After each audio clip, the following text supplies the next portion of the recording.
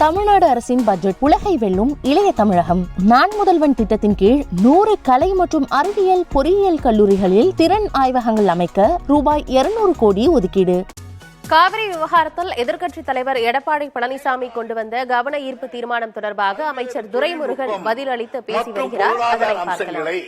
பரிசீலித்து இந்த திட்டம் சாத்தியமா இல்லையா என்று முடிவெடுக்கவும் மற்றும் மேல் நடவடிக்கைக்காகவும் CWCக்கு அனுப்ப உள்ளதாக குறிப்பிட்டார். இவர் மட்டும் ஏத்துக்கிட்டு அனுப்பலான்னு எல்லாரும் சொன்னதுக்கு அப்புறம் மினிட்ஸ் அங்க எடுத்த முடிவு வேற, மினிட்ஸ்ல வந்த முடிவு வேற.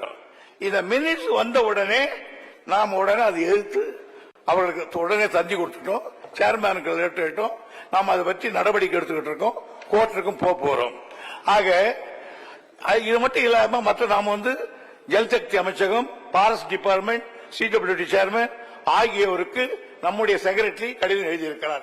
இந்த திட்டம் தொடர்பான வழக்குகள் நிலுவையில் உள்ளதையும், இத்திட்டம் உச்சநீதிமன்றத்தால் அனுமதிக்கப்படாத திட்டம் என்பதையும், இம்மாநில நதிநீர் திட்டத்துக்கு படுகைக்கு பன்மாநில நதிநீர் திட்டத்திற்கு படுகை மாநிலங்களிலிருந்து கர்நாடக அரசு இசைவினை பெறவில்லை என்பதையும் குறிப்பிட்டு நாம் கடிதங்கள் எழுதியிருக்கிறோம்.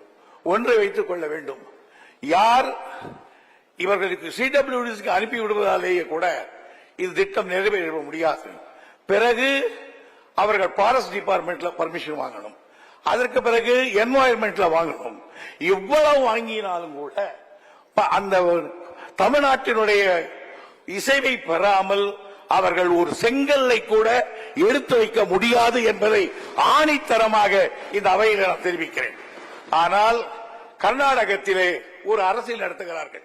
அது BJP இருந்த காலத்திலும் இதேதான் சொன்னார்கள், காங்கிரஸ் இருந்த காலத்திலும் இதேதான் சொல்கிறார்கள். எப்பொழுது வந்திருக்கிற கட்சிக்கு யார் வந்தாலும் அவர்களுக்கு எடுத்த உடனே இது செல்வதுதான். எனக்கு சத்யசிவராமையா அவர்கள் எனக்கு மிக வேண்டியவர் தான். அவர் முதல்ல தேவகவுடோட இருந்தார். அப்பவே அவரோடு சேர்ந்துகிட்டு இந்த மேகதாதுக்கு பேசின நபர் தான். ஆகையினால் அந்த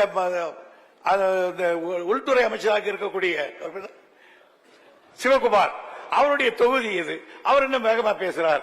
எனவே ஒன்றை நான் தெளிவாக சொல்லுகிறேன், ஏதோ அவர்கள் பணம் ஒதுக்கிறேன் சொன்னதாலோ அல்லது கட்டிய தீர்வோம் என்று வசனம் பேசுவதாலோ மேகதாதை கட்டிவிட முடியாது. காரணம், நம்முடைய இசைவு இல்லாமல் அதை எடுக்க முடியாது. அதை யாரும் தமிழ்நாட்டில் பிறந்த எவனும் அதற்கு ஒரு இசைவை தர மாட்டான், எந்த கட்சியாக இருந்தாலும். எனவே அஞ்சே தேவையில்லை. நம்முடைய அம்மையார் அவர்கள் சொன்னார்கள், உங்களுக்கு அலைன்ஸ் இருக்க ஏன் பேசக்கூடாது? பேசக்கூடாதுன்றதுதான் திட்டம். காரணம், பேசி பேசி பேசி நாங்க அழுத்து போய் தான் நாங்க இந்த ட்ரிபுனலையே நாங்க கொண்டு வந்தோம். இப்ப ஒண்ணு வேணாம், இந்த மார்க்கண்டேய தகராறு நாங்க போட்டோம், சுப்ரீம் கோர்ட் சொன்னா எதுக்கு பேசுறீங்க, நீங்க ஒரு ட்ரிபுனல் போட்டுங்கன்னா உடனே அது கெடுக்கிறதுக்கு போய் மறுபடியும் பெட்டிஷன் போட்டுருக்காங்க. இல்ல நாங்க புதுசா வந்திருக்கோம், அவங்க புதுசா வந்திருக்காங்க, நாங்க பேசிக்கிறோம் தான் மறுபடியும் போட்டுருக்காங்க. அதை எடுத்துக்கிட்டு இருக்கோம். எனவே மாண்புமிகு எதிர்க்கட்சி தலைவர் அவர்கள் கவலைப்பட தேவையில்லை. நாங்கள் உங்களுக்கு எவ்வளவு இதில் அக்கறையும் ஆர்வமும் வேகம் இருக்கிறதோ அதே வேகம், அதே அக்கறை, அதே உணர்வு எங்களுக்கு உண்டு. அரசினர் சட்ட முன்வடியை அறிமுகம் செய்தல் போதும்.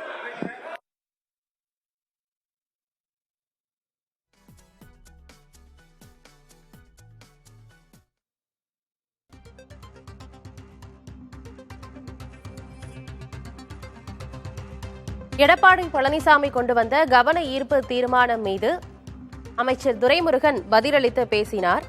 மேகதாது தொடர்பாக கண்டன தீர்மானத்தை சட்டப்பேரவையில் நிறைவேற்ற வேண்டும் என எடப்பாடி பழனிசாமி கவன ஈர்ப்பு தீர்மானத்தை கொண்டு வந்தார்.